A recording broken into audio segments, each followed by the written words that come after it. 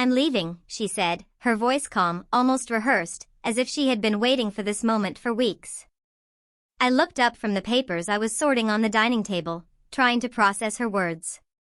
Her eyes were distant, avoiding mine, and for a moment I thought I misheard her. Leaving? For how long? I asked, my voice steady but my heart pounding. She shrugged, a flicker of impatience crossing her face. I don't know, maybe forever. I just need a break from this. She waved vaguely at the house, at the life we had built, at me. I didn't panic, though the instinct screamed at me to. I had known for some time that something was off, that her late nights, her constant texting, her sudden work trips were more than coincidence. But hearing it outright, seeing the finality in her expression, it was surreal. She had packed one small bag before saying this, like she didn't even need a suitcase, like she had rehearsed her escape so carefully that even her hesitation was polished. I looked at her calmly and said, if you're leaving, fine. But make sure you take everything that belongs to you. I didn't raise my voice. I didn't beg. I didn't even try to stop her. That, I realized later, was the mistake most people make. They panic, they plead, they give away their power. I remained silent, collected, because I had already set things in motion long before she ever dreamed of leaving. As she turned to go, I smiled faintly and said, oh, one more thing, check the bag you've packed. She paused mid-step, eyebrows knitting together in confusion. What do you mean, she asked, trying to mask the sudden unease creeping into her posture. I gestured toward her bag by the door. Just check it. Make sure nothing is missing. She bent down slowly, lifting the zipper with careful precision. And then she froze. Inside the bag, carefully arranged among her clothes and toiletries, were hundreds of printed photos, screenshots, and recorded messages, evidence of every secret conversation, every lie, every betrayal she thought she had hidden. There were messages to a man she had been seeing for months, receipts for gifts she said were for a friend, and even tickets for trips she had claimed were business-related. It was all there, meticulously collected over weeks, like a spider weaving a trap. Her face went pale, lips parting as she tried to form words but couldn't. The calm, rehearsed woman who had announced her departure vanished in an instant, replaced by shock, fear, and the unmistakable realization that she had been caught. She looked at me, eyes wide, voice trembling. Abdullah, what is this? I leaned against the wall, arms crossed, maintaining the same quiet composure.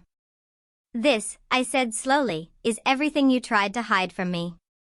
Every lie, every betrayal, all in one place.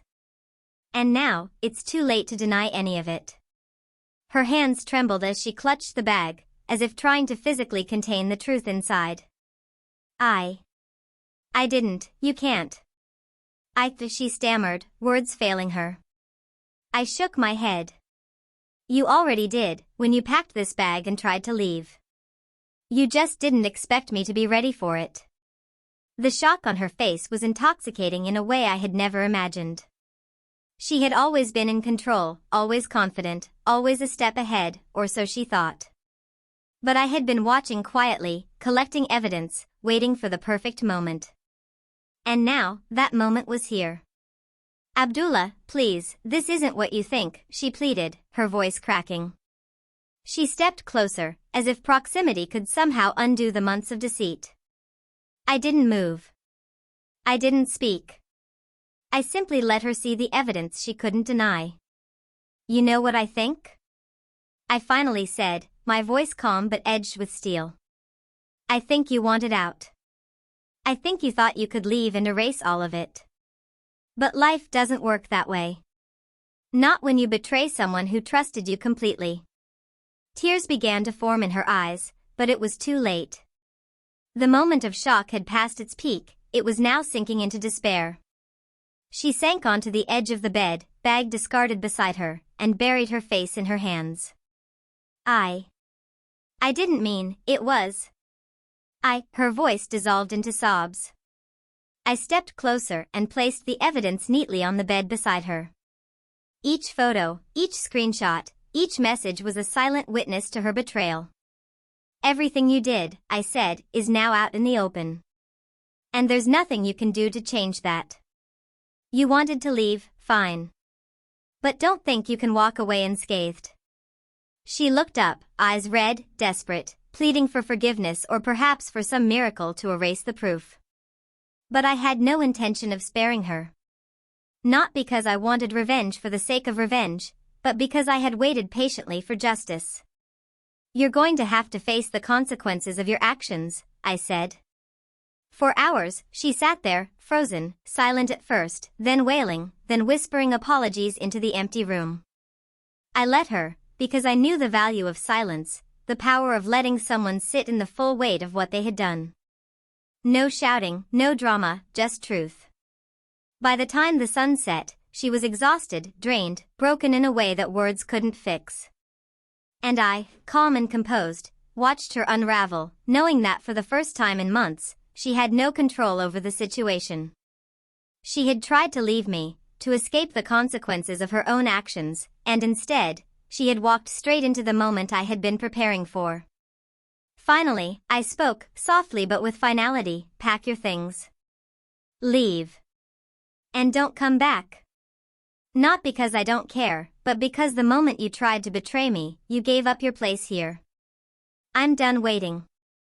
I'm done hoping. You're free to go, but remember, the truth doesn't disappear with distance. She nodded numbly, collecting her bag in silence.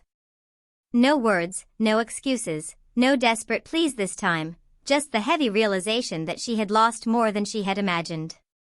And as she stepped out the door, looking back only once, I smiled faintly, not with malice, but with the quiet satisfaction of someone who had been betrayed but never broken, someone who had turned betrayal into a lesson, and someone who now understood the true power of patience and preparedness. When the door clicked shut behind her, the silence of the house felt complete, almost sacred. And in that silence, I realized something profound. Sometimes, the most devastating shock isn't in the act of leaving, it's in the realization that every step, every move, has already been anticipated. She thought she was escaping. But in truth, she had walked straight into the one moment she couldn't control, and the shock on her face would haunt her forever.